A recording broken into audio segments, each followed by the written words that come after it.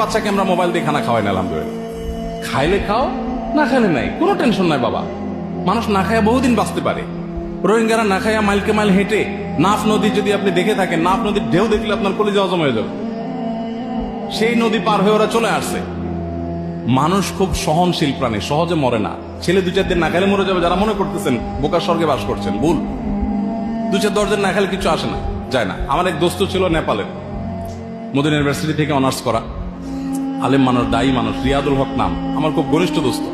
সৌদিতে একসাথে ছিলাম। তো তার বাসায় একবার বেড়াইতে গেছি, খাবার টাবার রান্না করছে। তারা তো ইন্ডিয়ানরা বা নেপালি, তারা আমাদের মতো বাঙালিদের মতো 10 পদ করতে অভ্যস্ত না।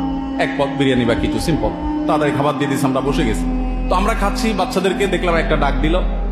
বাচ্চাদের নাম ছিল আব্দুর রহমান, আব্দুর রব, আব্দুর রহমান, আব্দুর রব, বেটে খানা হয় তো আ যাও, খানা হয় তো আ যাও বলে খানা শুরু করে দিয়েছি। আমার তো খাবার ঢুকছে না, আরে বাচ্চাগুলো আসছে না, ওদেরকে বাদ দিয়ে আমরা বসে গেলাম। আমি বললাম, ইয়ার বোলাও বাচ্চোं को थोड़ा साथ बैठकर खा ले।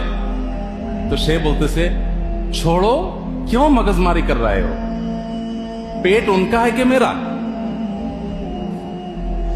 বলে যে কেন তুমি এই সমস্ত মাথায় হেডেক নিচ্ছ, সে যে খাবে, পেট কি তার না আমার? তাই বললাম, তার পেট? তো বলে যে তার যদি পেট হয় তো হেডেক আমার কেন?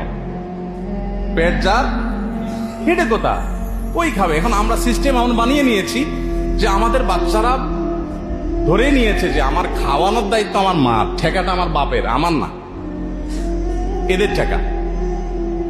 তো যার কারণে বাচ্চারা শিখে না। তো এখন মোবাইল ফোনে আসক্তি কেন হয়? কারণ যে আমরা মনে করি যে মোবাইল না দিলে খানা খাবে না। খানা খাবে না, সমস্যা কি?